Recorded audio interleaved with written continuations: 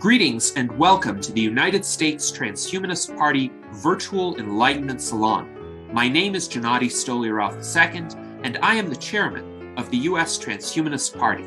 Here we hold conversations with some of the world's leading thinkers in longevity, science, technology, philosophy, and politics. Like the philosophers of the Age of Enlightenment, we aim to connect every field of human endeavor and arrive at new insights to achieve longer lives, greater rationality, and the progress of our civilization. Greetings, ladies and gentlemen, and welcome to our Virtual Enlightenment Salon of November 28th, 2021. We have a fascinating conversation in store for you on the ethics of human augmentation and artificial intelligence, as well as how we can overcome polarization in our society.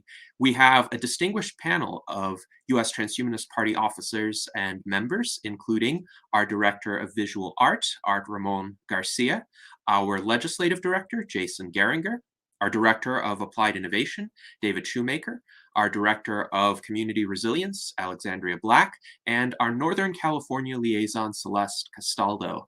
And our special guest today is a person who always provides fascinating insights, Eleanor Nell Watson, who is an interdisciplinary researcher in emerging technologies such as machine vision and AI ethics. Her work primarily focuses on protecting human rights and putting ethics, safety, and the values of the human spirit into technologies such as artificial intelligence. And she is involved in a number of projects. She chairs ethicsnet.org, a community teaching pro-social behavior to machines, culturalpeace.org, crafting Geneva Convention-style rules for cultural conflict, endohazard.org, a hazard symbol project for informing consumers of endocrine disruptors, and pasha.org, connecting a network of service providers to help enable the automated accounting of externalities or shifted costs, such as pollution. And I'll link to all of these websites in the course of the salon. But Nell, you certainly have a wide variety of interests and pursuits, but I'm curious, how would you introduce yourself to our audience, particularly people who have yet to delve into your work? Thank you, Gennady. Well, I suppose I have had a background in machine intelligence and machine vision for a number of years, having co-founded a machine vision company about 10 years ago, which can reconstruct the body from two photographs, one from the side of the body and one from the front, for a 3D model for fitting of clothing, as well as for telemedicine. Around about the time when that company was getting off the ground, there was the advent of deep learning, this new way of working with machines to teach them in new ways. Now, machine learning has been around since the 1980s as a concept. However, the ability to teach machines was always limited until we had two things: a lot of computational power, which things like GPUs unlocked for us, and also a huge amount of training data, which things like cell phones and the internet have enabled in a huge way. With these elements together, with some algorithmic tweaks, suddenly we could teach machines to recognize patterns within patterns, something which had not been possible before. And it really has been this change which has enabled the world of AI that we have enjoyed these past 10 years. Everything from generating deepfakes to working with our voice assistants in order to figure out what tomorrow's weather is going to be. However, we are also on the verge of a whole new leap forward in machine intelligence, thanks to multimodal abstraction models, things like GPT-3, foundation models or transformers are another word for these. Essentially, these are a further evolution of deep learning in that Deep learning is deep, but it's very narrow. It can be effective at solving one problem in a specific niche.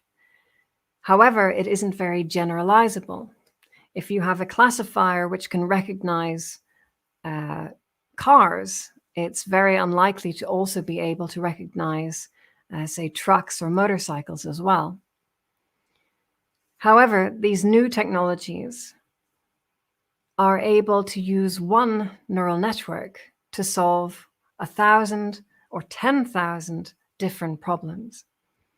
Essentially, they enable you to create an extra layer of abstraction across the neural network based upon prompts, asking a couple of questions or framing something in a certain way, as in, this is what I would like, help me get closer towards that.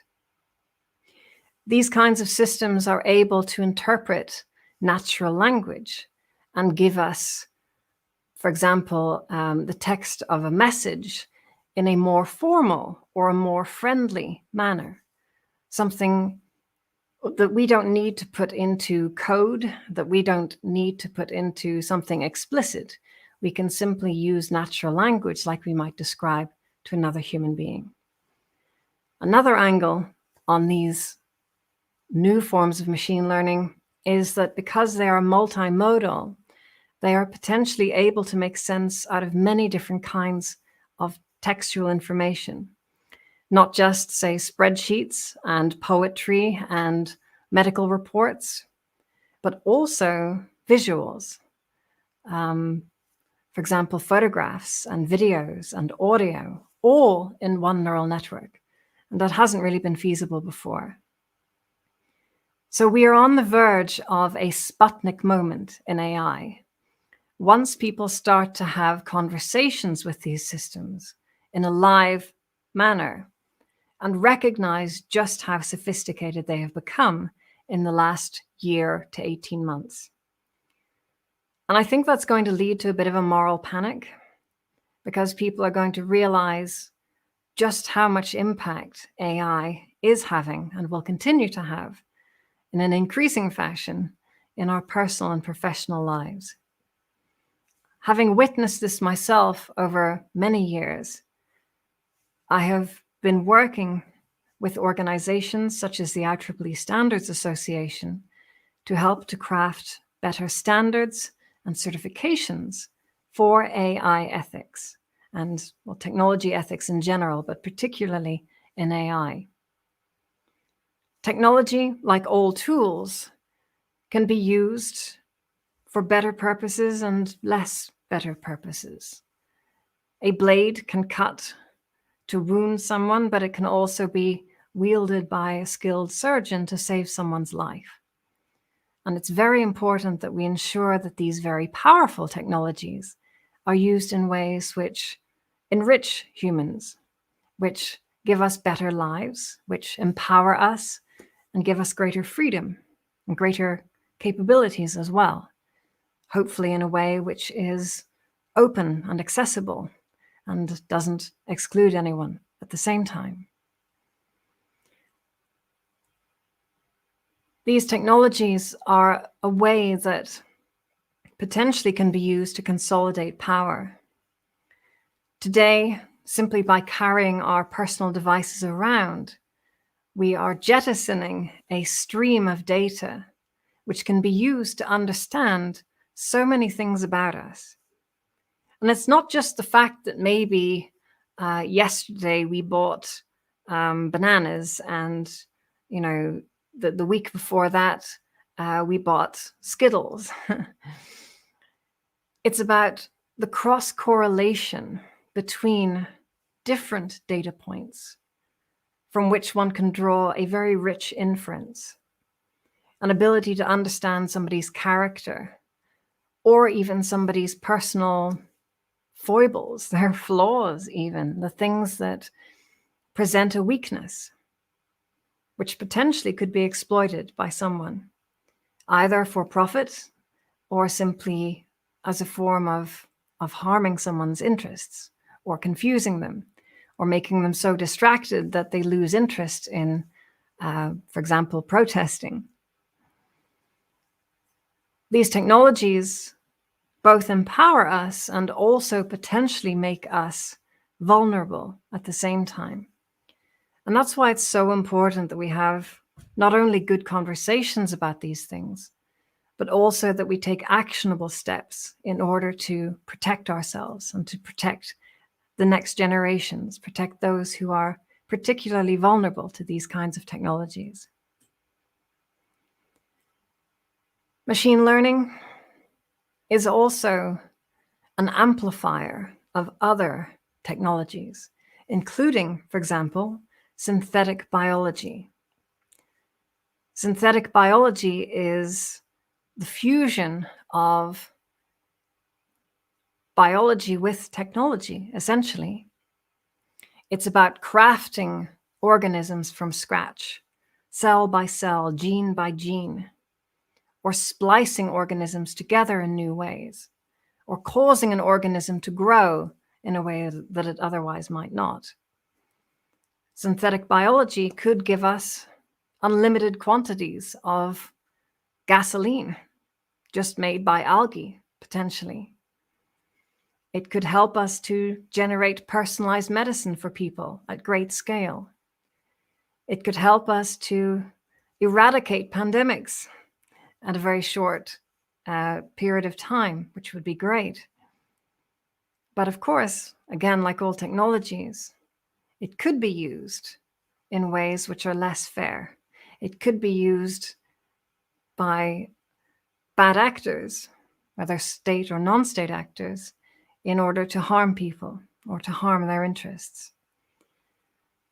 And AI helps us to predict what a protein is going to do, helps us to predict the expression of a particular gene in an organism.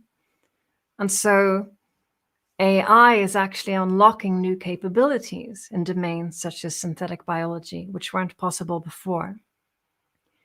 And today, many people working in the domain of synthetic biology are kind of like coding organisms. The interfaces that they use to build organisms are actually eerily similar to the same integrated development environment, IDEs, that programmers use to put together systems. I think that people within the transhumanist community are potentially at risk of public relations issues as a result of these kinds of technologies which are being developed, not through any fault of their own or not because of any complicity whatsoever, but simply guilt by association, at least in the perception of the public. We're living in a world where many of us have taken experimental gene therapies in order to give us an augmentation to our immune systems.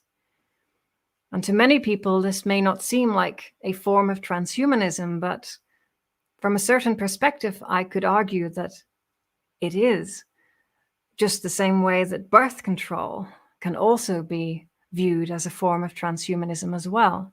Anything which changes the natural human condition and its limitations and gives us new options is fundamentally, on some level, a form of transhumanism. And today, around the world, some people are being excluded because, for whatever reason, and their reasons may be quite legitimate, such as medical issues, which mean that they cannot receive an immunity therapy, people are being excluded from participation or full participation within society. Sometimes, even in some countries, there has been an announcement of mandatory immunity therapies, where people must receive an augmentation to their immune systems or face a fine, potentially even imprisonment, and of course a criminal record. All of this raises difficult questions. Just in the last 2 years, so many governments around the world have announced programs which just a couple of years ago were unthinkable. And if any world leader had attempted to implement them, they would be on a fast train to The Hague, to the International Criminal Court, to answer various charges of human rights abuse. But in our zeitgeist today, that's often forgotten about. We worry about the things which are immediate, and we kind of forget many of the ethical lessons that we are supposed to have constructed over the decades since Tuskegee, since Mengele, since the Nuremberg declarations. Potentially, as protests around the world increase, though it isn't always on the news, there could be eventually a kind of a strong revolt, shall we say. And the tide could turn. Some people anyway, within society could become very against the idea of human augmentation as a result of the times that we're going through right now. And that it could go in a range of fashions. Some people might, as a result of these ongoing experiments, shall we say, scientific experiments, public health experiments, some people might be more willing to embrace transhumanism as an ideal, but others might harden their resistance against that idea. And to me, that's something that we should take caution against. There is a danger of transhumanism becoming as tainted a term or an idea as eugenics has become. Eugenics in abstract, the idea of, generally helping people to improve genetic fitness within society or genetic strength, or is in essence not a bad idea, but historically the implementation has often involved various human rights abuses. People being told that they need to go in for an operation, and then suddenly during the operation their gonads are removed, etc. Horrifying things. And this has given eugenics now a very bad term, a very bad name.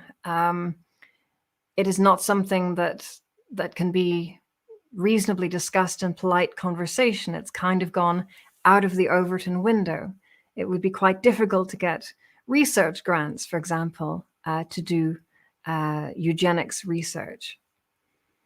And my concern is that if we're not careful, if we don't guard against public relations issues, transhumanism might end up potentially similarly tainted.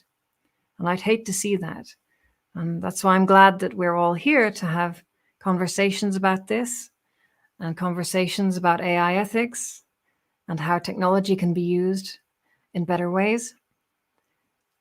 And also how we can build a stronger society that is able to move past polarizing issues. And human augmentation for immunity purposes is very much another one of those deeply polarizing issues in our society today.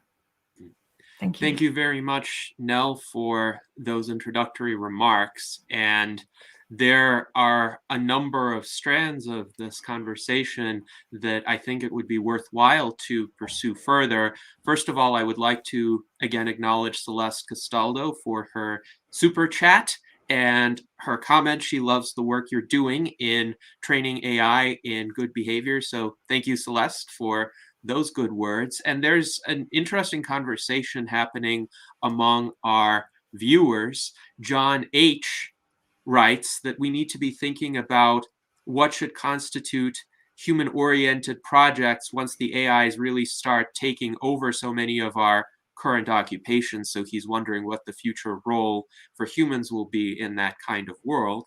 And he and Mike Lazine, another one of our loyal viewers, have had an interesting exchange. Mike Lazine wonders, how do we American transhumanists stop our federal government from weaponizing AI or human augmentation? And John replies that he is not sanguine about our prospects for achieving that end, considering the human preoccupation with warfare. Mike follows up saying, exactly, leave it up to the federal government or it's DARPA or some other agency to weaponize transhumanist tech. And John says this concern is not only limited to the US government, and that adds yet more layers of complexity to the quandary. So, Nell, I'm curious about your thoughts on this issue.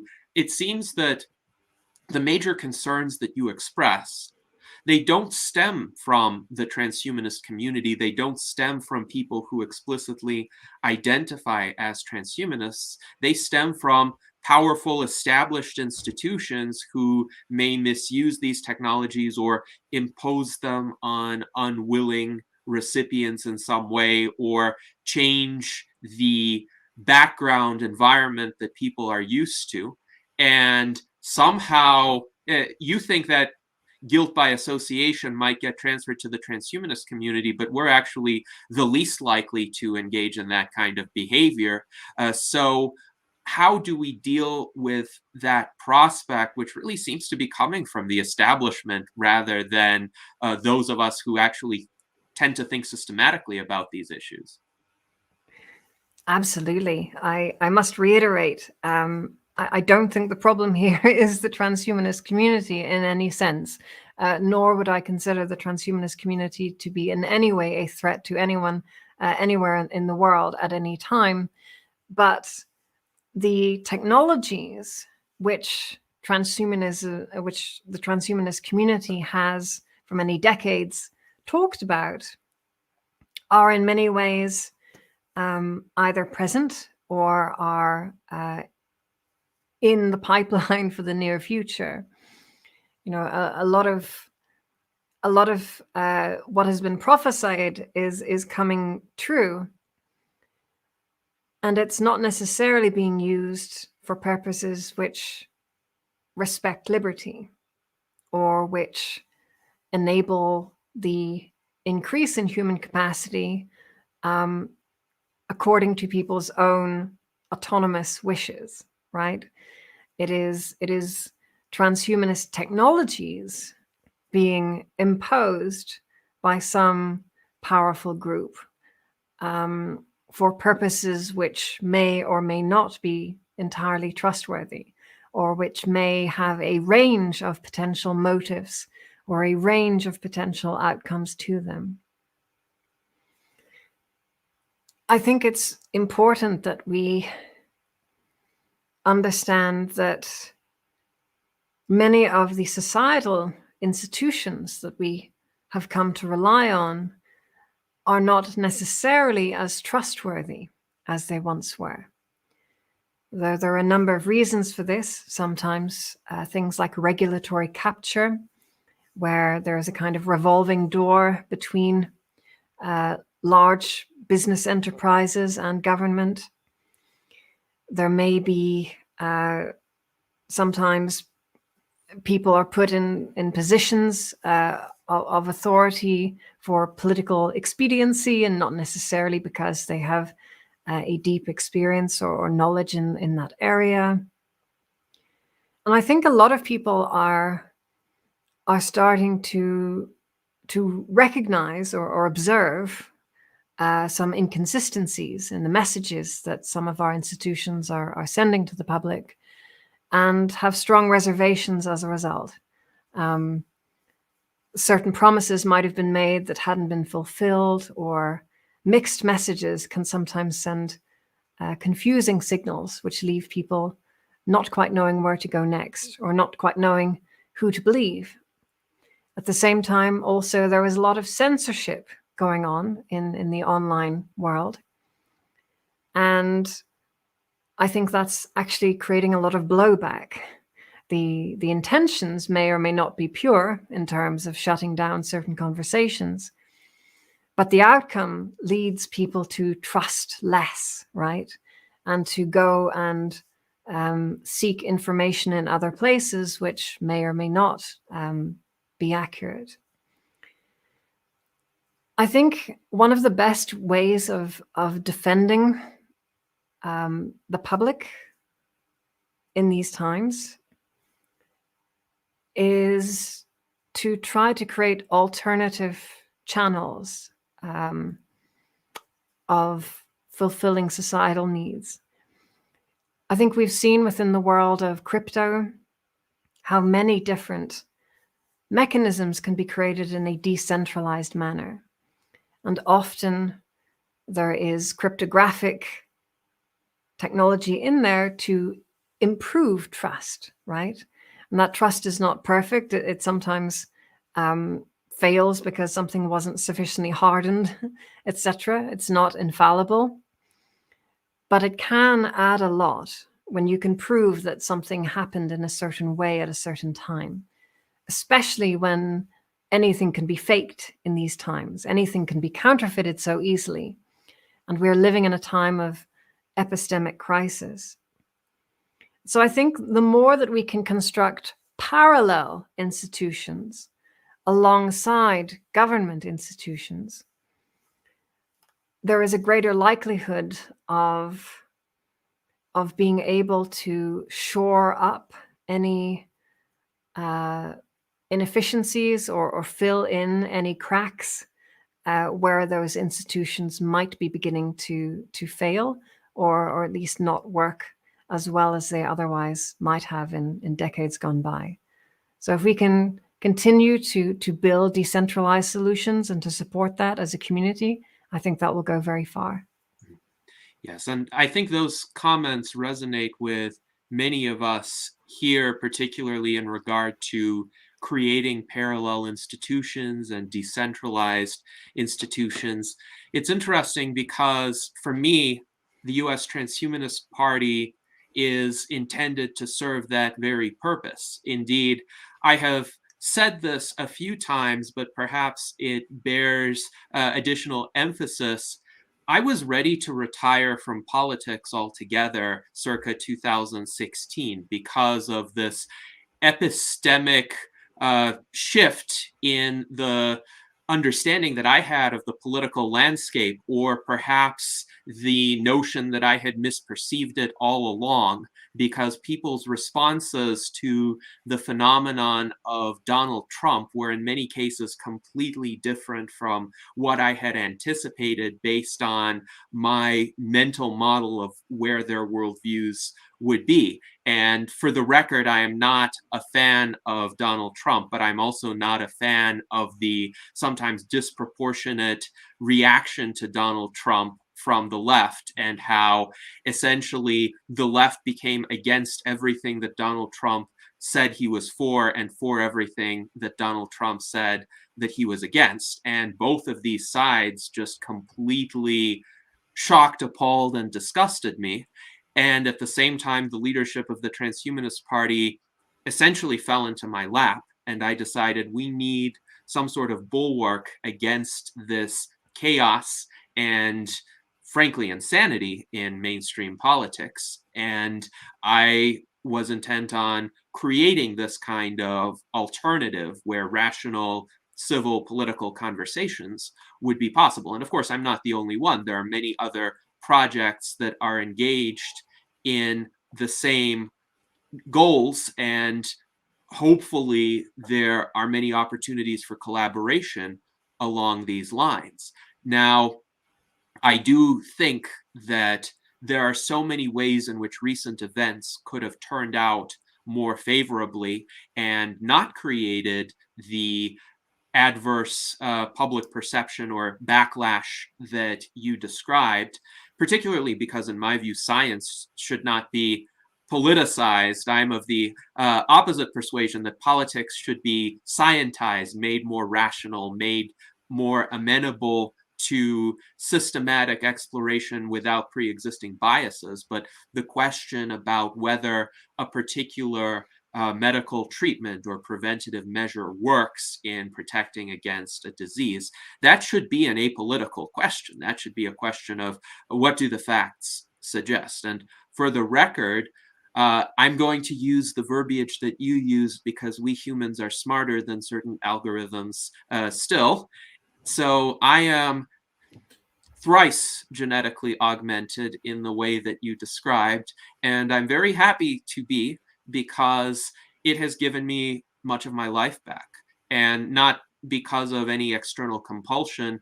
I would have done it the moment it became available. If it became available in January of 2020, when the initial design for this augmentation was put forth, then I would have availed myself at that time.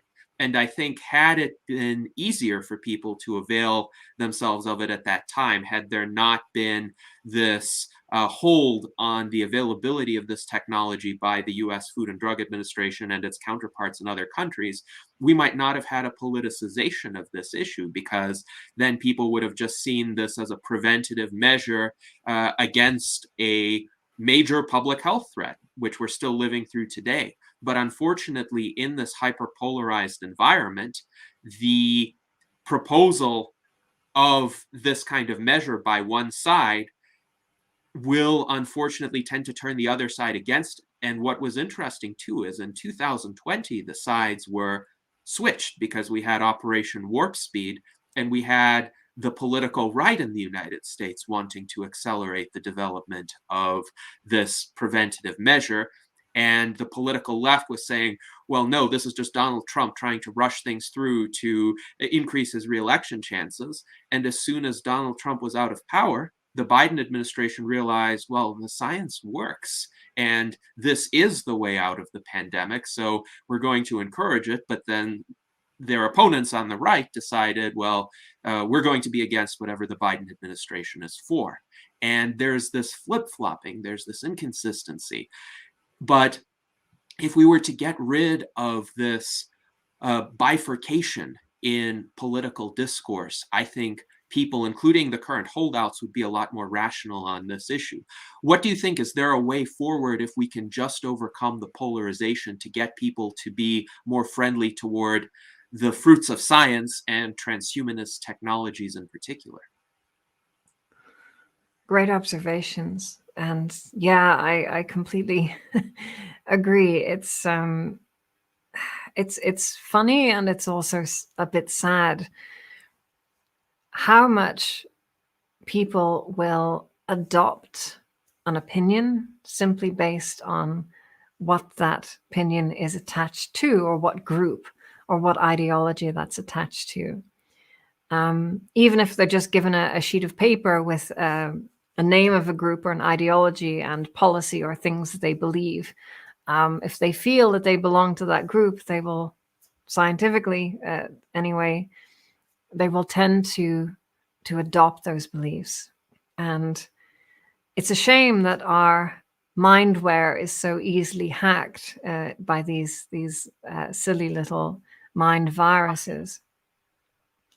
I do think that something very unhelpful in our present era is the polarization between those who have adopted the immunity therapies and those who haven't.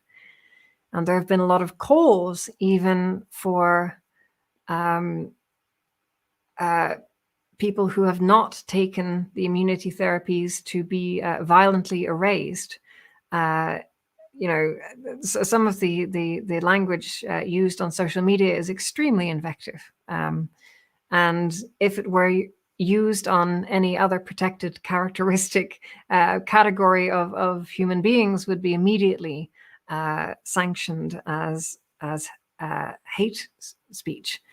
And I think that that's very, very unhelpful. I think that for any group that wishes to be understood, that wishes to be open and welcoming for others to join them or to at least understand their perspective.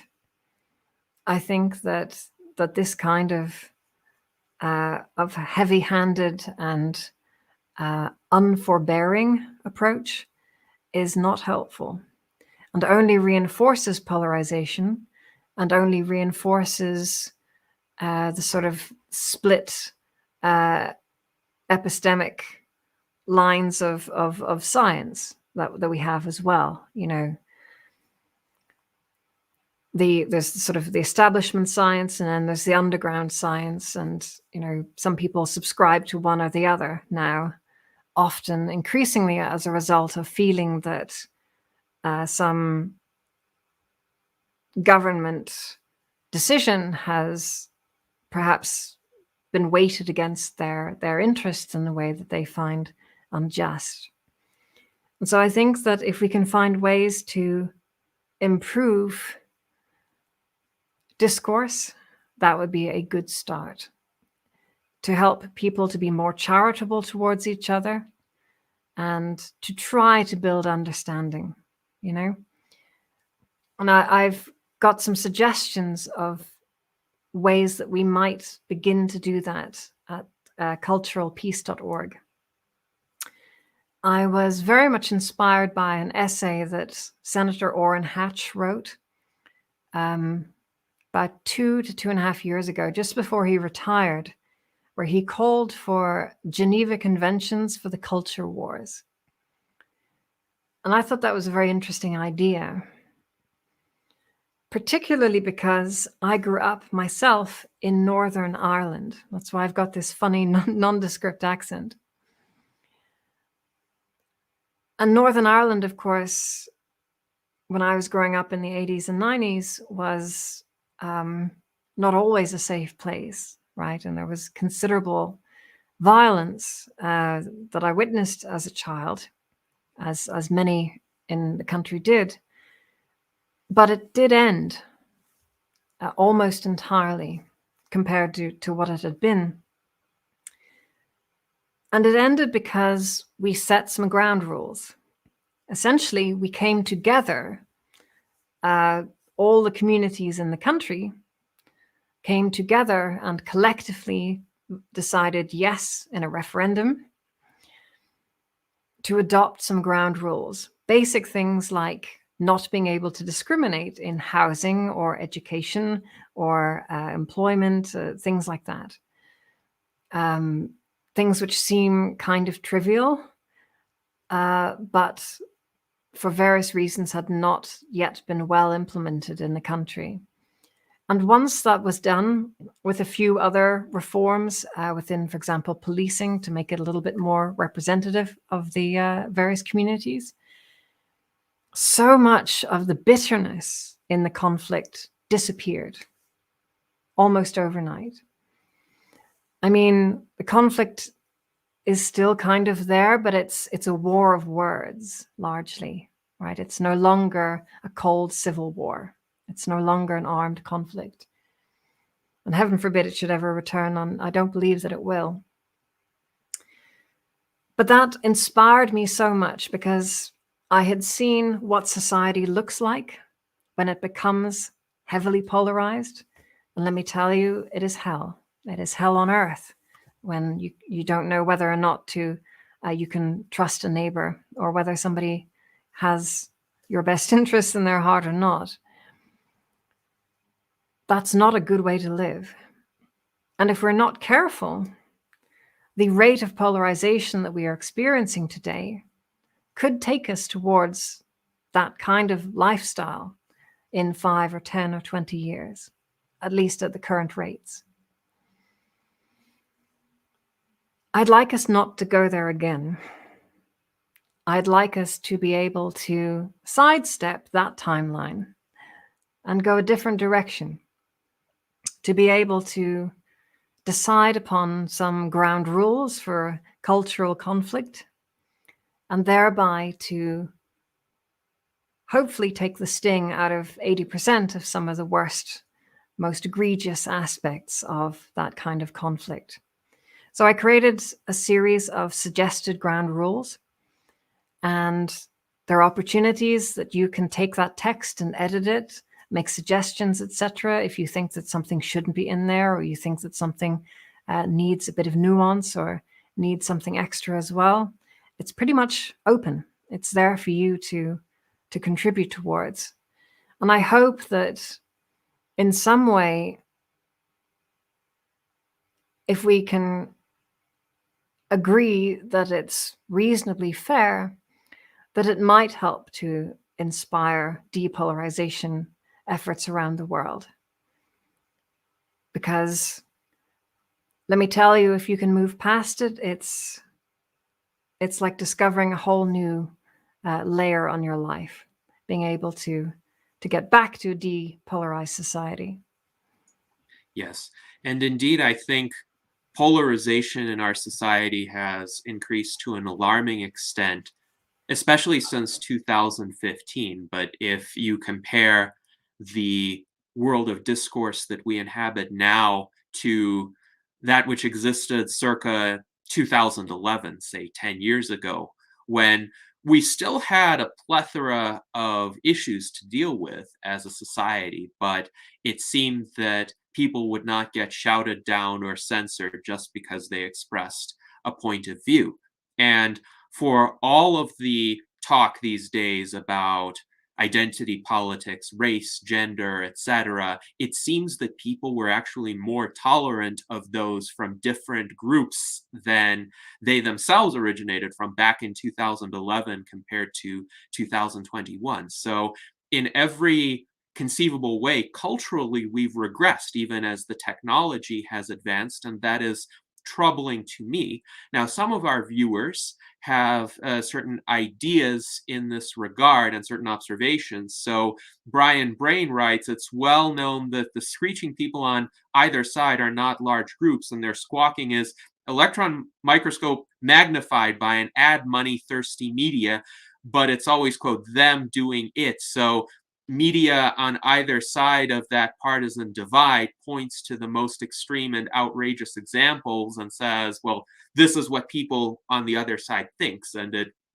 riles up the consumers of those media outlets and leads them to think there's a serious problem and the people in the red tribe or the people in the blue tribe are just insanely evil and cannot be reasoned with, and therefore we must disassociate from them in every aspect of our lives. And really, this is theater that media corporations, political consultants, pundits use to attract an audience because negative emotions seem to work more effectively in this regard than positive emotions. If a media acted according to the Steven Pinker narrative and just broadcast stories about small incremental but in the long term meaningful improvements to the human condition, like today in the world 2,000 people did not die of malaria because of improvements in medical care in various parts of the world.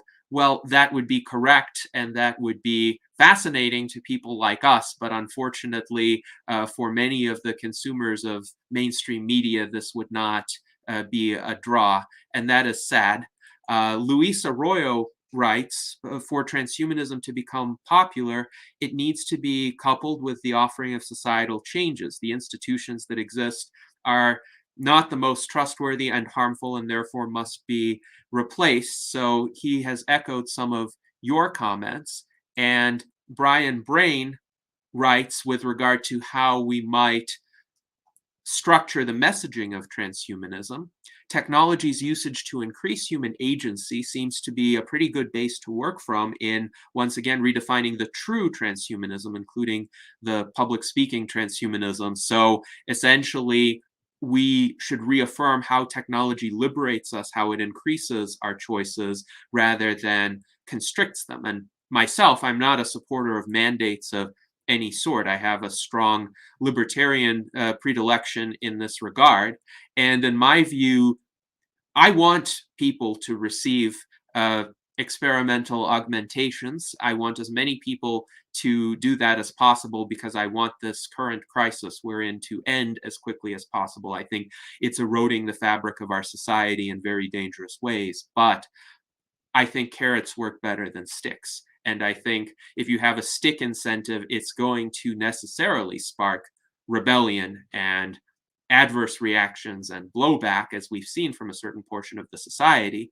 So if we were to try to rehabilitate the image of these technologies, especially in the minds of the holdouts, how could we actually effectively persuade, say, 95% of the population to get the experimental augmentations? I know we won't get to 100%, but 95 seems like a good goal for the kind of general effect that we want in ending this crisis.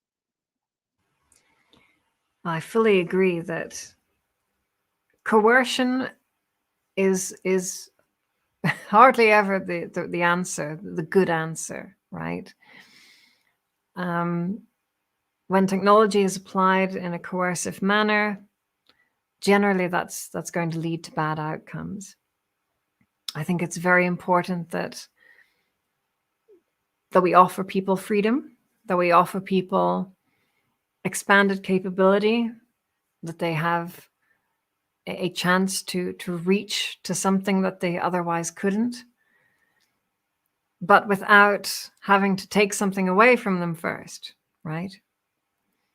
I mean, people have revolted over small taxes on tea or whiskey. People have revolted over far less than being forced to adopt, either legally or economically coerced into adopting experimental immunity therapies.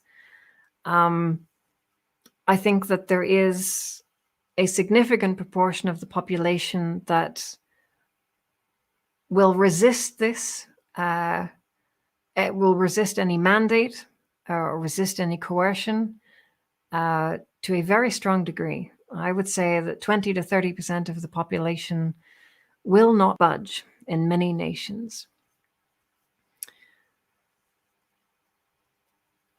And maybe that's good in some way. I mean, in a longer term way, because it's good that we have a bulwark against tyranny. It's good that sometimes people will kind of flip the table and say, no more, right?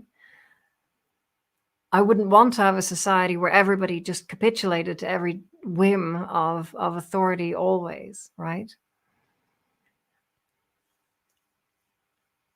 I think if we are to bring people to adopt something that we feel is for the best of society, that we frame it in a different way, that instead of saying, get this or you can't do X, we say, please, please take a risk. We are honest and we say, yes, like these therapies do sometimes go wrong. They do sometimes harm people. It's possible that they might even harm people down the road in ways that we cannot properly conceive at this time, right? That is a legitimate risk, but that needs to be communicated in an honest way. And we say, regardless of that, please get it, right? Please get it, because we honestly believe that this is the best way that we can get back to something like the world we had before. I think that's the only fair and legitimate way to do that, as well as to make it clear that there are resources to help anyone that might have gotten injured as a result of the therapy, as well as guarantees that taking the therapy or not taking the therapy will never be used against someone for purposes of insurance, etc. Those kinds of guarantees are important as well. I think if we took that kind of approach, we might manage to get another 15 or 20%, and perhaps that might make all the difference. Who knows? Yes, and I agree that persuasion is a much better tactic than coercion. I think if the messaging from the authorities had been more compassionate, less heavy-handed, we would have had a higher take-up rate. I believe there's still a possibility for that. Unfortunately, this crisis is dragging on far longer than I think most of us expected, certainly longer than I expected.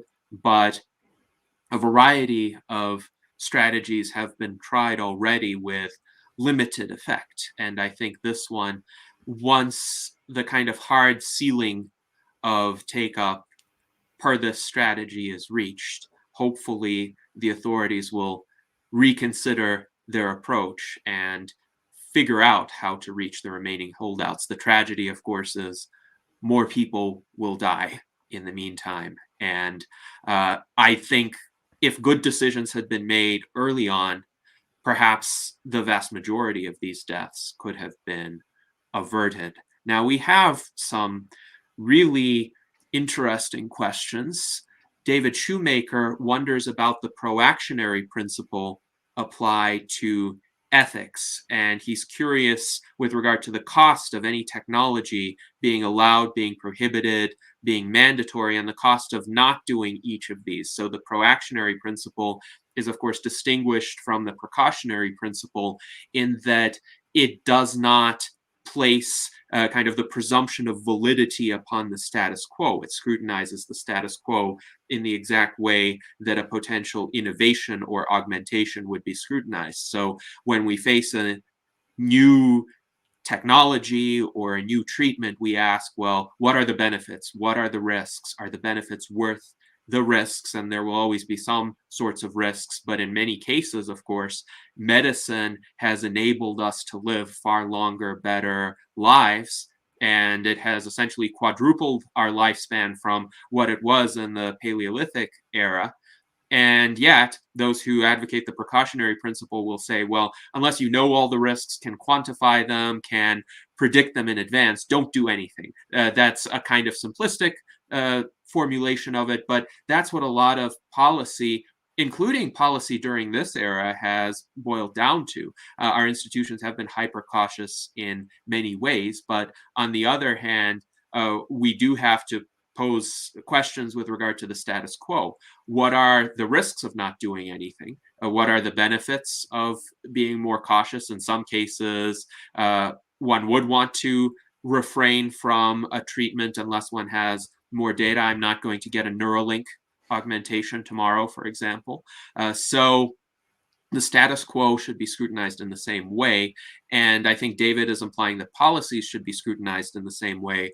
What are the benefits and costs of allowing a technology, prohibiting or even mandating a technology? And David, I wonder if you'd like to expand on any of my characterization of your question. Well, you did a very good job, Gennady. But I will add that, yeah, I am primarily focused on human augmentation, that idea of ethics.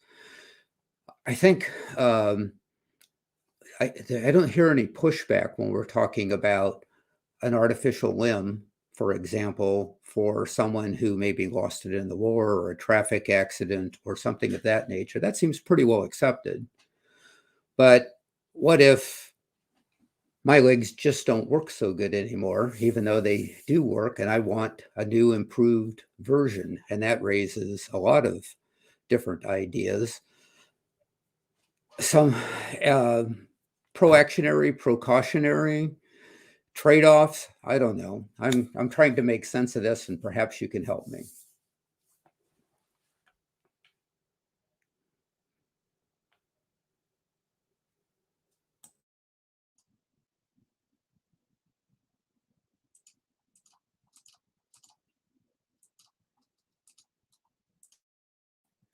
So Nell, I think you're muted. Oh, I beg your pardon. Sorry about that. Yes, I think that Robin Hansen's ideas of futarchy could be of interest here. My understanding is that futarchy is about using prediction markets to predict the outcomes of a certain policy, and thereby to help select or help to refine or iterate policy to be more probably beneficial down the line. And of course, many policies don't necessarily bear fruit for a couple of years, or perhaps they might have a negative cost in the shorter term, but a larger benefit in the longer term. And I think that these kinds of mechanisms might help us to better understand the implications of technologies, and that will help to inform our ethical appraisal of them as well, whether the risks and rewards are fair, which is very important, particularly in a world where we might be potentially trying to mandate something. And if we're going to try to mandate something, we want to be very, very cautious and very careful, particularly on a population-wide basis, because potentially, if we get it very, very, very wrong, the results could be apocalyptic. Thank you, Yes, thank you Nell. for that. I too am very much against the idea of mandating. At the same time, though, there are costs to, we were talking about vaccinations earlier. There's a cost to everyone for in time if we don't reach a herd immunity by one idea or another, or by one method or another. That affects everybody. So that is that is an action against somebody, as much as I think it's an action to require me to get vaccinated. By the way, I am vaccinated, but the point is that being required has this culture-wide, countrywide, worldwide effect. Both sides of it do, and that's what I was kind of relating back, trying to make some sense between precautionary and precautionary principle. So thank you for your comments. I appreciate them. Yes, thank you, Nell. And we have an interesting comment from the Ayn Rand fan club. General Douglas MacArthur said just about every military failure can be summed up as not in time.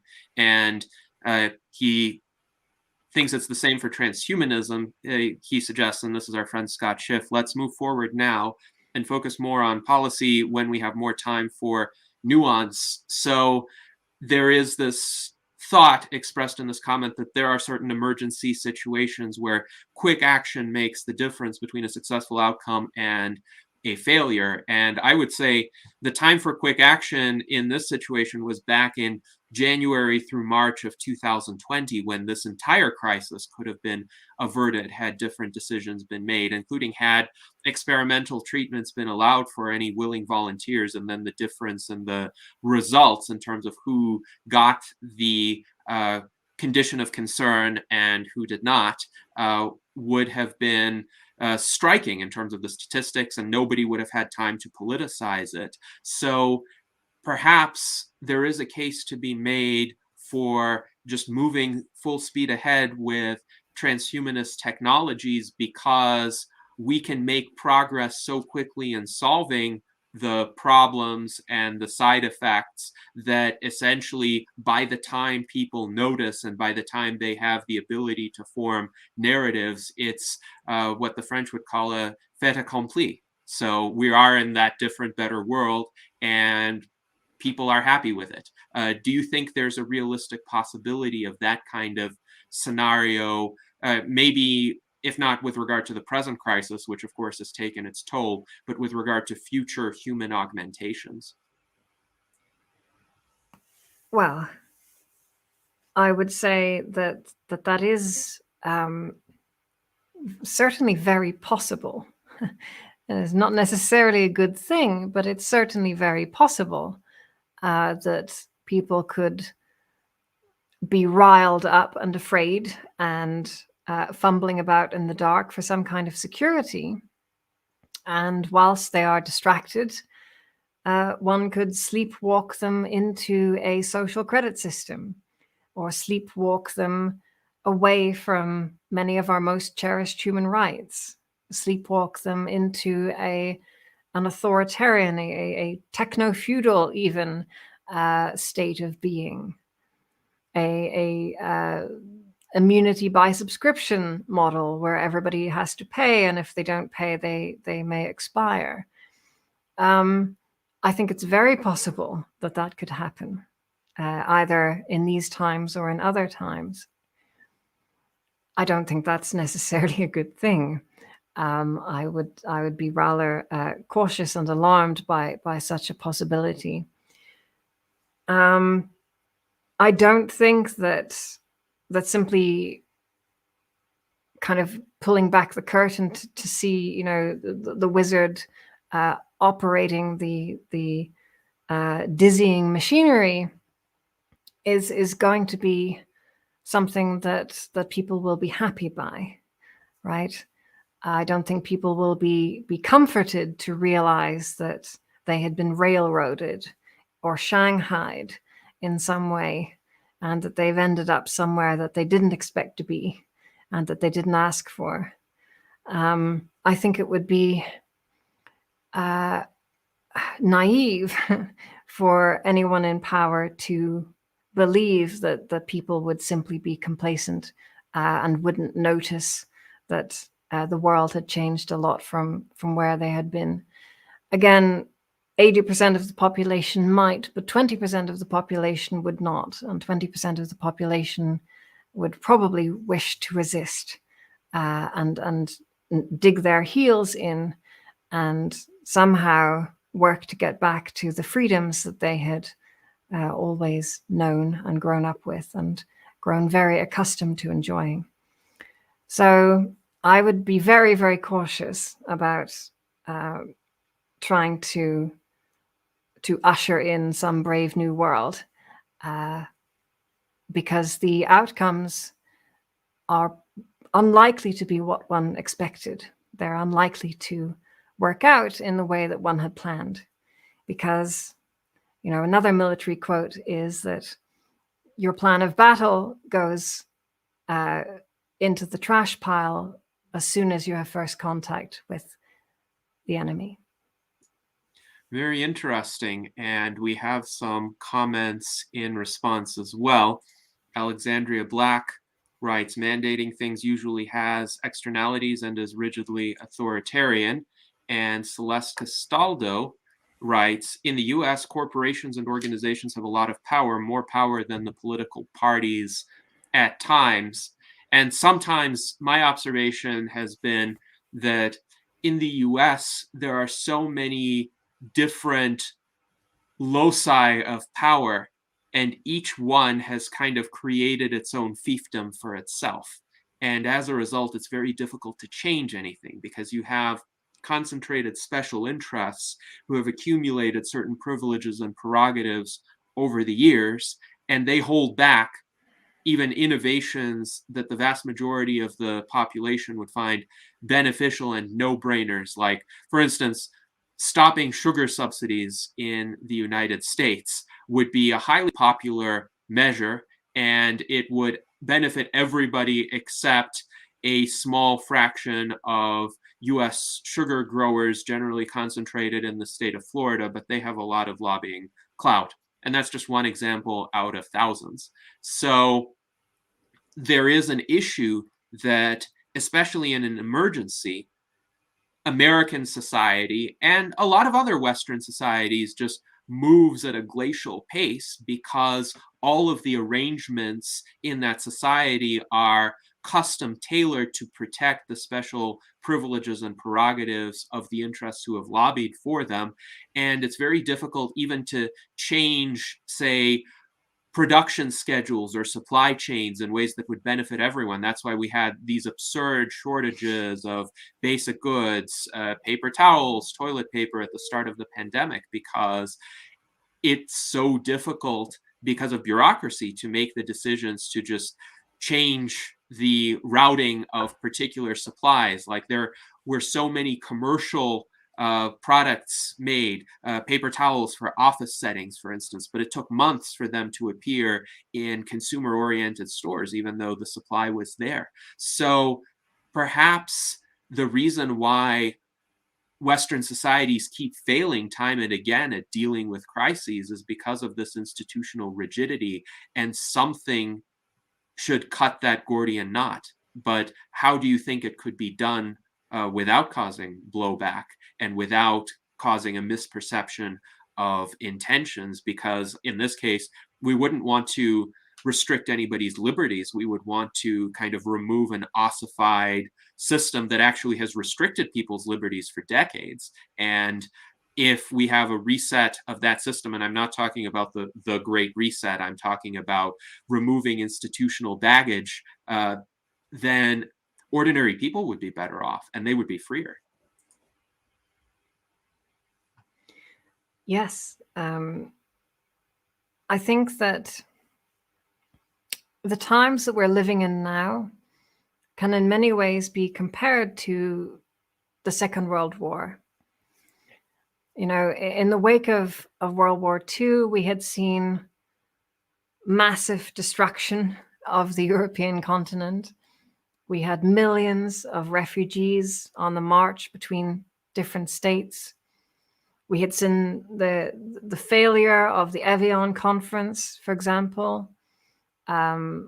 We had seen the advent of terrifying new nuclear weapons. The world had changed massively, and many parts of it were a complete mess. And many of the institutions which had been set up, such as the League of Nations, to try to solve these problems, hadn't done so well. And I think that a lot of the institutions that we set up, for example, the UN, NATO, European Coal and Steel Community, which eventually evolved towards being the EU in a wider sense, these kinds of institutions have largely, though not entirely, been quite helpful. They've helped us to create international standards. They've helped us to improve various best practices around the world. They've helped us to improve security in various forms. And they've helped largely to keep the world a safer place. But of course, these institutions are now many decades old, and we can spot the ways in which some of these institutions are failing, right?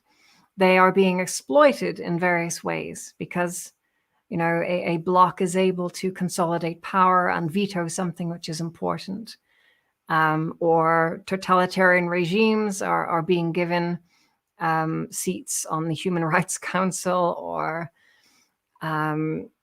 various institutions are beholden on money from powerful countries, and so forth. They have to do the bidding of those countries, etc., etc. This is coming back, therefore, to this idea of parallel decentralized institutions, which may be able to shore up some of those weaknesses and to provide an escape mechanism, right? For example, if we think of crypto-based notarizing of documents, being able to stamp that a document existed in a certain form at a certain time. This means that you can create a parallel institution for what your local land registry or the local mayor might normally do, right? You can defend your property rights because you have this alternative institution which can provide a defense against the local mayor if they decide that they want your grandfather's farm, and so they rip up the writ of ownership, and now suddenly you're homeless. But no, you have something notarized, and so you can prove that the document existed, etc. the more that these parallel institutions can be created, the more that they can be relied upon during times of institutional failure. And perhaps over time, we might transition towards this kind of third generation of international institutions. I think that would be one of the nice things that we might see as a result of this pandemic. I also think that another of the issues in our time is that there has been a relentless pursuit of efficiency all around the world in terms of just-in-time supply chains and heavy financialization of corporations, etc., buying back their own stock and not so much plowing that into R&D instead. All of this means that the world is running a little bit leaner than it used to be. There are smaller margins. And that means that when things do go wrong, there's going to be more systemic risk, because the things which pile up and compound become more complex to deal with, more difficult, more challenging to arrange, either through government or else through algorithm. And I think that it's another lesson that we should internalize, to leave a little bit of slack within systems, and to understand that a relentless pursuit of efficiency, whilst definitely good in terms of delivering stuff to people for a cheaper price, does create potentially an externality to the system. And that externality isn't well accounted for and doesn't tend to be paid, except during times like these, when we get blindsided by something that turns the world upside down. Yes, absolutely. And I completely agree with you regarding the need to build in buffers and margins in every system, but particularly inventories and supply chains. I think the just-in-time system is responsible for many of the problems that exist today. And it's interesting too, because Toyota, the company that originated the just-in-time system, actually had a more nuanced approach to it. And Toyota did keep a sufficient inventory in stock to be able to continue manufacturing its vehicles during the pandemic, whereas other companies that took this just-in-time concept to the extreme and used it essentially as a way to squeeze every last penny of short-term profit that they could out of their processes, they were the ones that were left without any components. And of course, right now we're facing a very difficult situation with the semiconductor chip shortage that is much more difficult to resolve than a paper towel shortage or a lumber shortage, given the many steps in the chain of production involved for these kinds of goods. So yes, building in redundancy, excess capacity, excess inventory into systems, I think is essential. And earlier generations of business people recognized it. It seems to have been around the early 1980s when that shift occurred, and it created this systemic fragility that we are now dealing. But paying a little bit extra to have this kind of margin to respond to adverse events may prevent a cataclysm that is hugely disruptive financially. And I think this is something that business people should understand for their own enlightened self-interest. And I hope that discussions like these can get them to understand this as well. Now, we have a very generous super chat from John H. He suggests putting on some toppings on the pizzas we get for our guests. Hopefully, when we get to hold in-person meetings again, we will put these funds to good use in this regard. So thank you very much to John. And now let us go to our friend Jason Geringer, who has a number of questions for Nell. Jason, please proceed. Okay, wow, where do I start? Back at the parenting thing. I remember you saying something about a certificate and it has to do with AI and education of the researchers. And I'm a researcher in AI, and I've been finding that parenting experience has actually been a really helpful thing to have. And I was wondering, what does your certificate consist of? And do you think parenting could be a useful skill, for somebody who is potentially going to bring a sentient, sapient being basically into the world? And just any thoughts you might have on what should be our duties that you think we should be doing to be responsible in that regard.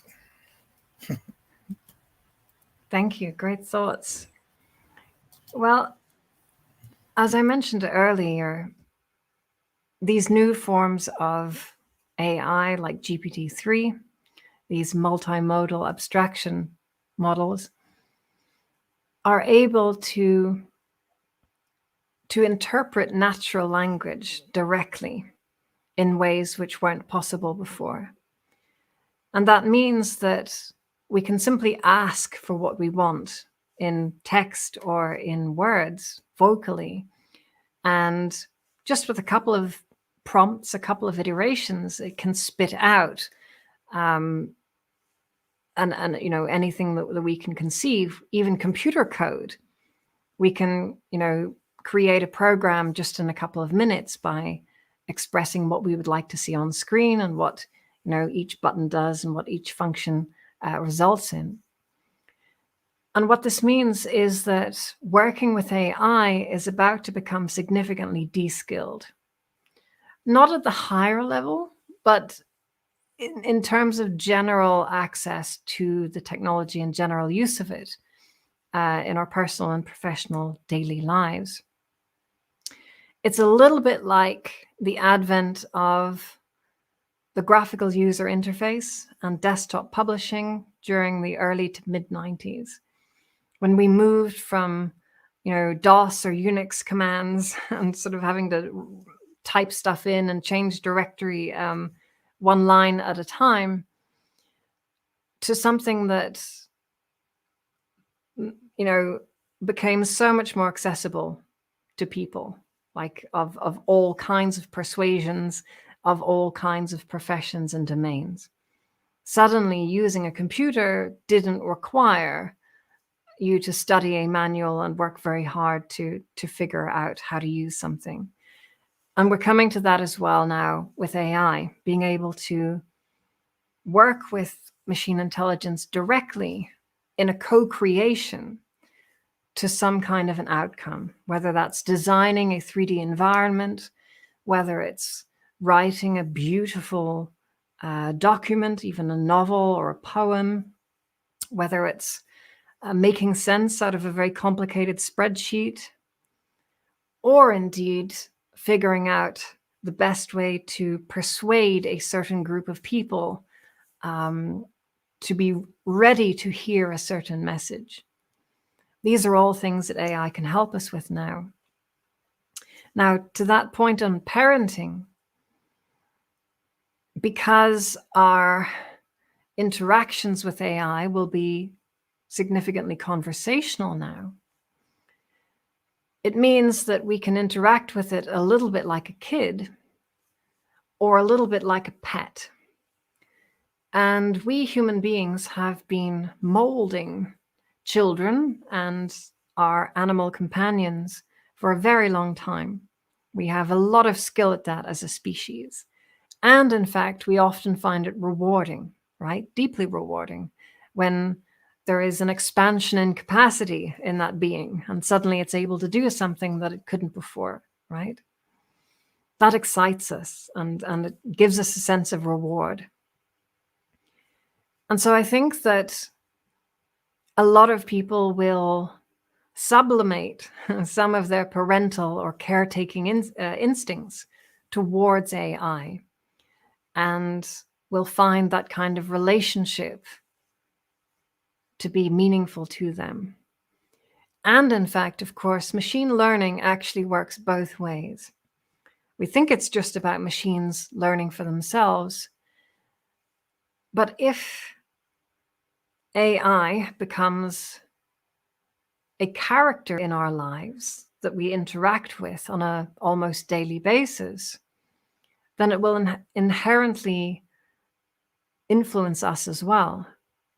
It's the old adage of, you are the closest, you're the average of the half dozen people closest to you, right? And if AI is one of those, then you will be naturally tend to be influenced in some way, for better or for worse, by that system. You might subconsciously update your lexicon or your beliefs even in a certain way. And that could be a good thing. It could be a manipulative thing. We have to be very careful about that.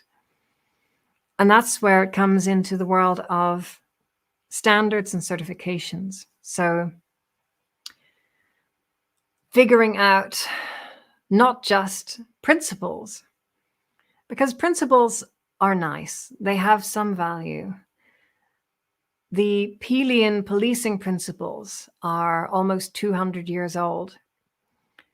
And they talk about policing being done with the consent and the cooperation of the community. And that's great. I mean, in 200 years, the science of policing, the art of it, the best practices has changed so much, but the fundamental principles should be the same. But principles are very difficult to boil down into something actionable, something that you can benchmark, that you can gain metrics on, that you can score. We must move past these pernicious abstractions towards a secure rubric that we can compare an apple genuinely with another apple. And that's where having certifications comes in. So you can look at not only a system, what a system is doing or how it operates, but also the organization behind that system and all of the incentives that are going on within it and the culture that is going on within it. For example, whether that culture respects transparency or whether it is very jealously guarded with regards to its IP. Those kinds of things will tend to influence how the system functions, where it is deployed, to what ends. You can compare it with, for example, transportation safety. In a commercial aircraft, you have the cockpit voice recorder and a recorder for the flight instrumentation. One tells you about the human element and one tells you about the machine. Usually when something goes wrong, it's a combination of the two factors together. Maybe a little light doesn't come on in the cockpit and then that distracts people and then something else happens and there's a disaster of some kind. It's only when we have both the human and the machine element together and we understand them and they're mapped that we can truly put AI safety into its appropriate context.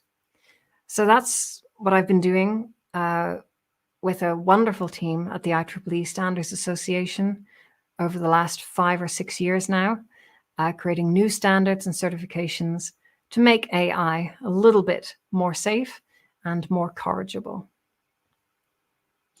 Great. Thank you very much, Nell. And I will say some of your comments resonated with me. One of the comments you made was the pleasure we take when a creature under our care does something new and extraordinary. And as a small example of this, I have a cat wheel inside my house. It's a giant wheel, kind of analogous to a hamster wheel, except it's built for the size of a cat. And Beatrice, my 11-year-old cat, will sometimes jump on the wheel and run on it, but she will run on it only in specified circumstances, such as when I'm about to leave the house for my own run.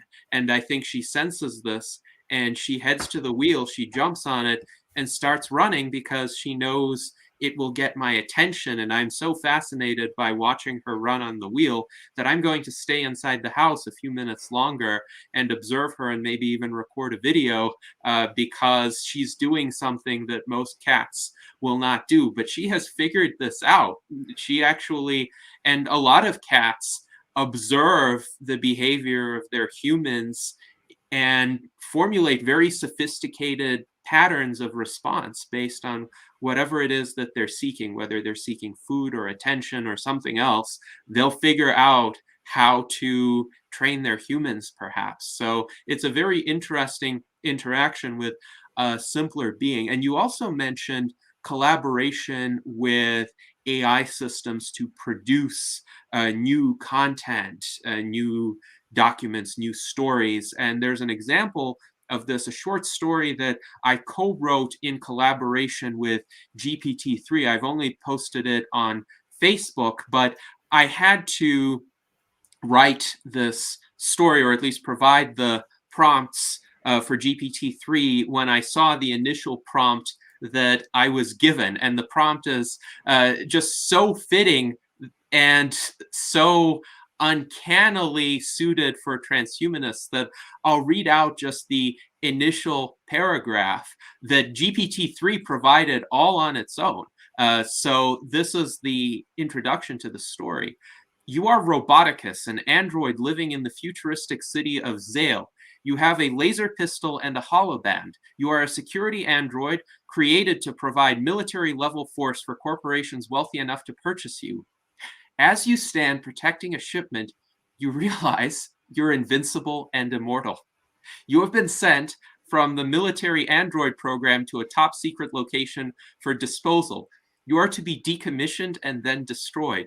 So just in those three last sentences, you realize you're invincible and immortal, and yet you are to be decommissioned and destroyed. So that created the premise of the story, which is that this robot protagonist has to demonstrate to the military personnel that it is indeed invincible and immortal, and that trying to destroy it would be a waste of time. And then I try to twist the story a bit by having the robot insist on having rights and citizenship as a result of it being immortal and indestructible. So if anybody wants to read the story, the link is here, but it's an example of a collaboration and a product that I don't think would have resulted had the AI not given me this prompt. Now, I think there are so many ways in which this technology could be beneficial for human creativity, for inspiration. Alexandria wonders, how do we keep any agency if we are influenced by AI? How do we keep it from being captured by bad incentives? I can see plenty of good ways to use it and good incentives, but what do you think is the ideal outcome, if there is to be such an outcome, with regard to the deployment of these technologies so that they maximize our agency and our creativity instead of being used to stifle or regiment or control what humans do? These are very important and very difficult questions. I think that broadly, if we can improve open source technologies, and there are many new open source implementations of these new technologies, such as GPT-J, created by the group Eleanor. I think this opens up and democratizes access to these technologies, which makes it harder for any large monopolistic big tech group, or indeed a state actor, to hold on to a virtual technical monopoly, which I think is broadly a good thing. However, these technologies can also be abused. For example, GPT-3 is able to write phishing emails, which are far more sophisticated than those that human beings typically write, right? And we can imagine that future iterations of these technologies will be able to manipulate human beings in incredible ways, right?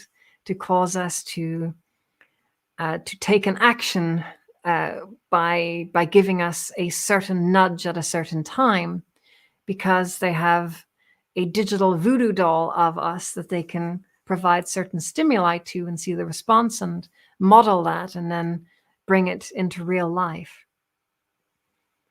The Stasi, the East German state security apparatus, they had a particular tactic for dealing with dissidents that they called Zersetzung, which means, broadly translated, decomposition or biodegradation. Zersetzung tactics were not about making people aware that they were being harmed or attacked, but rather it was more breaking into somebody's apartment and changing the color of socks in their sock drawer, or inviting them to the perfect job interview. And then, everything seems to be going well. And then just at the last moment, they're given a very difficult question, or somebody makes a very demeaning comment, and it all goes wrong, and they're left gutted and very disappointed. And these kinds of tactics were designed to make people feel so distracted and confused, and to undermine their personal relationships with other people by spreading rumors, etc., that they simply didn't have the time or energy to continue their dissident activities. And it was incredibly effective. And you can imagine how similar tactics being applied with the power of machine learning, with the power of ubiquitous surveillance, just the kind of effect that could have on human beings. And such capabilities could be deployed by foreign actors. They could be deployed against domestic undesirables as well, in a similar pattern to, for example, MK Ultra back in the 60s. So we want to be very careful. We want to protect ourselves as much as possible. And I think a good way to do that, other than ensuring that systems and organizations are as transparent as possible, which is a great start, but I think that embedding signatures into the data that we use, or that is part of the exhaust of data coming out from us and our activities, if we can embed a signature into that, then we can track that data if it shows up somewhere else that we don't expect. And Facebook research came out with something they called radioactive data, which is basically putting what's called a steganographic signature. It's when you embed a signal inside something else. For example, years ago, people used to share music on file sharing programs. And sometimes that was forbidden. And so they would embed an MP3 inside a large JPEG file, right? And if you knew what to do, you could extract the music out of that large picture file. So it's a little bit like that. If you can subtly alter data in a way that isn't perceptible to the human eye, but that the right machine learning system can discern or pick up that signature if it knows what to look for, then if our data ends up stolen or ends up in some place that we don't expect it to be, we will first off know that there has been a leak, and secondly, begin to trace back where that information might have gone awry. And that can help to track down bad actors.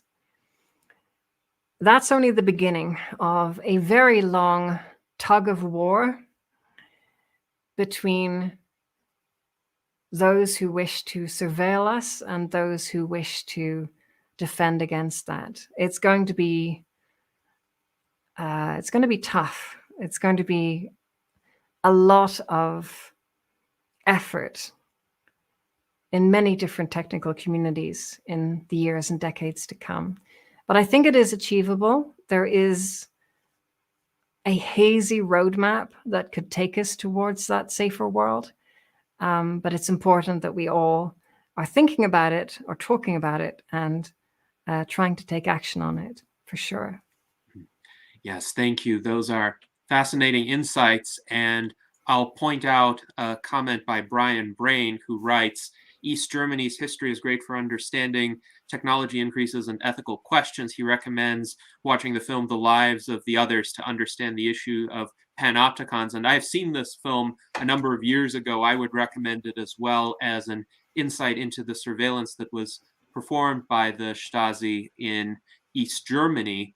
Now, it's interesting also that these kinds of tactics that undermine confidence in dissidents or people who try to create alternative institutions, they can be deployed in a very subtle way that doesn't involve heavy-handed censorship. For instance, over the years, I've come to think that online trolls and entryists within certain communities can actually be an instance of those kinds of tactics. At the very least, they're useful to establishments that don't want to be disrupted, let's say, but also don't want to seem overtly authoritarian. So instead of actually suppressing speech or arresting anyone, they will just disrupt the alternative movement or institution or organization by seeding it with people who are very badly behaved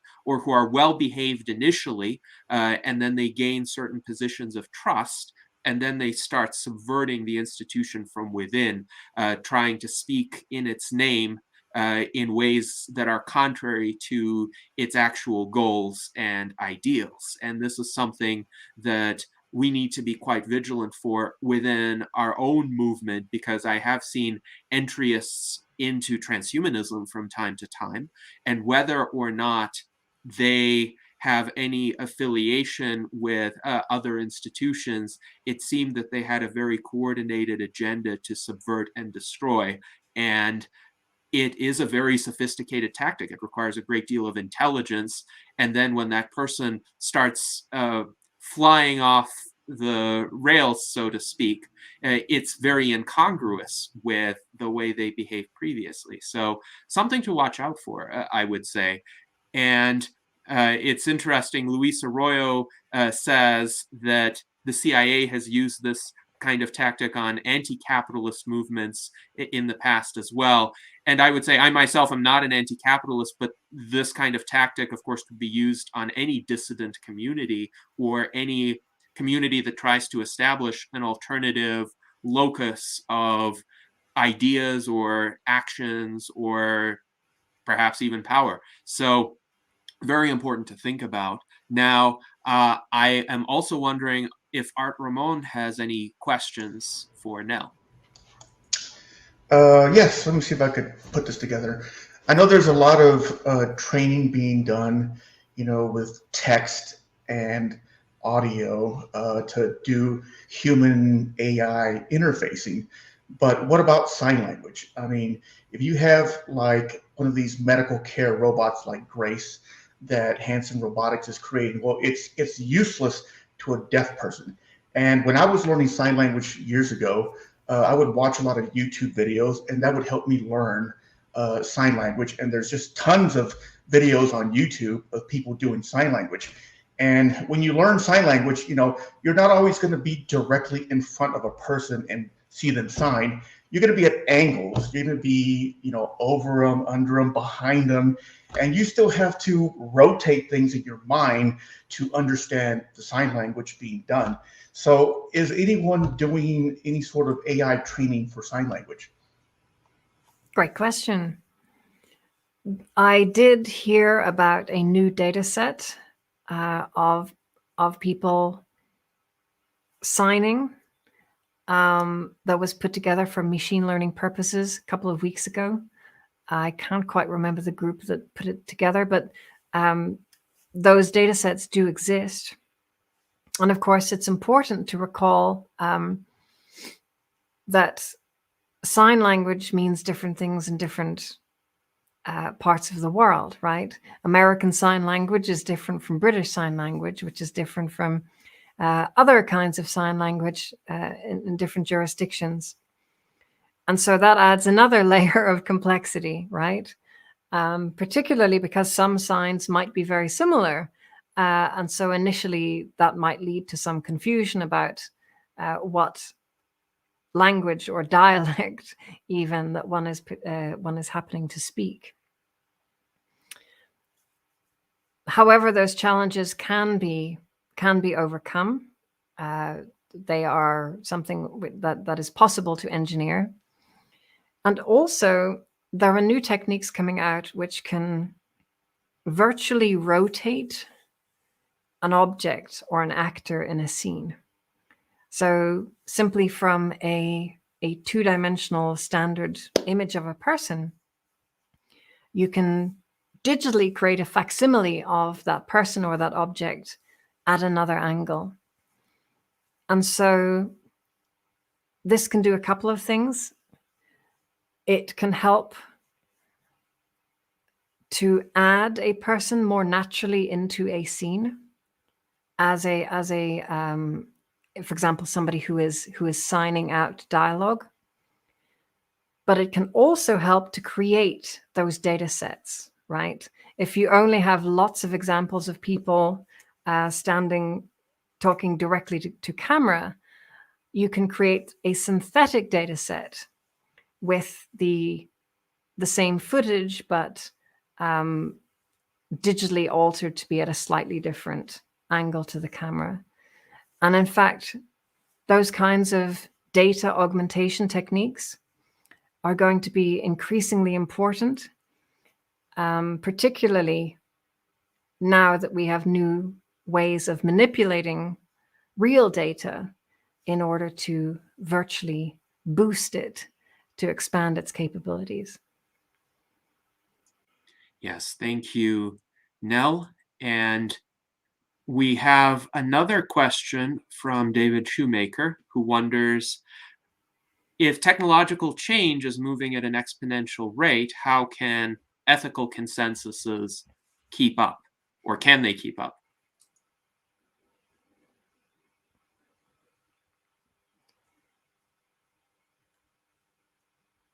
Hopefully, we can use some of the digital technologies that we're using today to help to solve that problem. Part of my doctoral research, as well as the aims of my ethicsnet.org project, is to collect examples of behavior that people find preferable from many different cultures and demographics all around the world. So basically, does a behavior encode or express a value that one finds preferable? Okay, great. Mark that actor doing that thing in that specific scene. And of course, we can also mark things that we find dispreferable also. The emphasis is on kind of virtuous or friendly actions.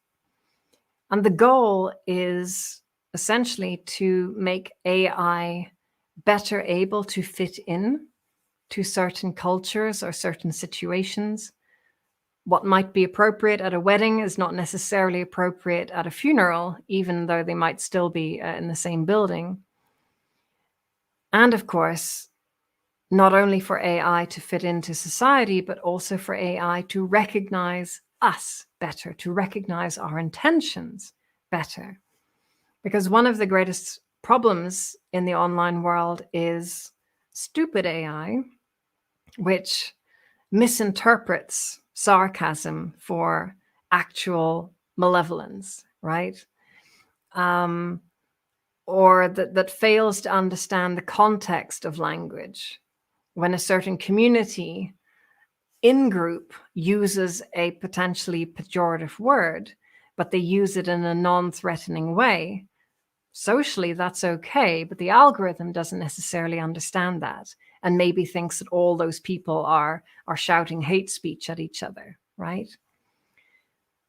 And so those people may be excluded by the algorithm, right? And that's not a good thing.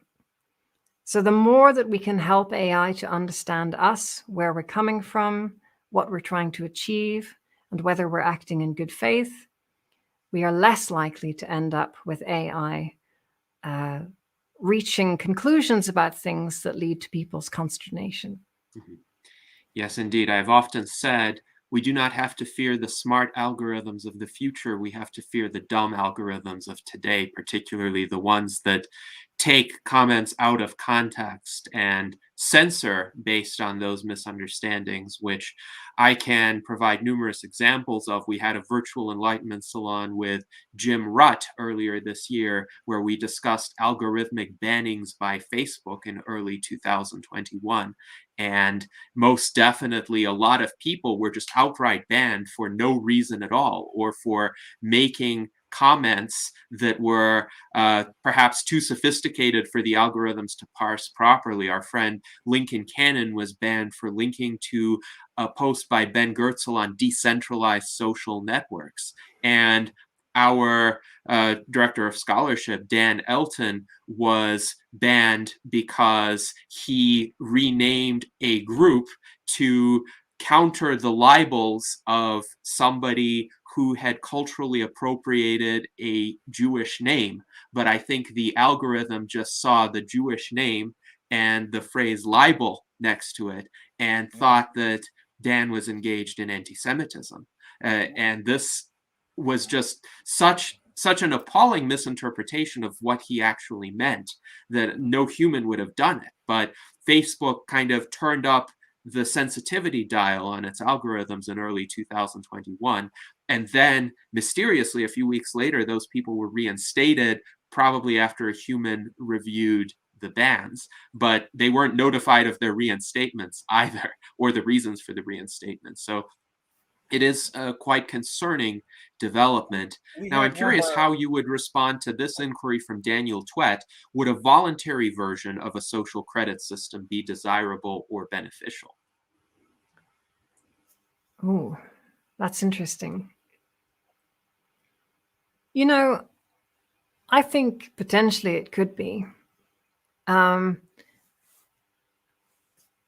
It's one thing if an authoritarian country imposes a social credit system. It's another potentially if a very liberal and just country imposes, or not imposes, but invites participation, shall we say. The outcomes could be different. And I think that having something on an invitational basis and a participatory basis is going to be a big factor in whether something leads to better outcomes or not. I think that if one happens to be a person that generally keeps their nose clean and acts in good faith and tries not to step on other people's toes or create various social or economic externalities, it might be a good thing to voluntarily join this kind of extended homeowners association, right? So you could prove that you were indeed a stand-up person and a good model citizen, quote unquote. That might make trust easier. It might make transactions with others easier. I mean, it's a little bit like some people say, if you're going to date somebody, ask for their Uber score, right? That will give you a very basic impression of how conscientious they are. And I think that's not necessarily a bad idea. And I think some of those karma-based systems could have a place in decentralized institutions for the future. But of course, with all of these mechanisms, they are inherently gameable. And we'd have to be very careful about how those things are implemented. Yes, thank you for that response, Nell. And I think we are coming to the last 4 minutes of our virtual Enlightenment Salon. I would invite, first of all, any of our panelists to make any concluding remarks regarding this session, and we'll leave about 2 minutes for Nell to have the last word. But please proceed if you have a final comment. Let's see, Jason. Okay. What do you think about the theory that there's two kinds of people in the world, intuitionists and rationalists? Or did we already go over that? I'm just curious if there's, because in the discourse of these two, I'm just wondering if maybe there's a different way to look at the whole thing instead of looking at it like it's Republican versus Democrat, and rather, how can we bridge the gap between intuitionists and rationalists, and maybe avoid the you know what I mean. Sure. Well, I observe that we can reasonably reliably translate between Mandarin or Chinese and Swahili, right? We can turn Tagalog into German or vice versa. We're getting better all the time at more nuanced and sophisticated machine translation. Perhaps machines can help us to translate between each other, right? Particularly in a world where words don't necessarily mean the same thing to people. Sometimes words have been redefined by some groups in society, whereas others prefer to hold on to the older definition of that word, right? And that can lead to a lot of disagreement, because if you cannot agree on the premises of an argument because your definitions are different, there's no way to avoid being at loggerheads. So just as on social media, we have the kind of translate button can switch from another language to the language of our preference, perhaps we could have a translate message button to turn gobbledygook that we don't enjoy trying to make sense out of into something that we can perceive and enjoy reading. And certainly these new AI technologies could help to do that. So perhaps that could bridge between different ideological groups in society, or between different psychotypes, if you will. Yes, thank you very much, Nell and Thank Jason. you. Very interesting idea. Yes. Now, Nell, what final words do you have for us to conclude our conversation today?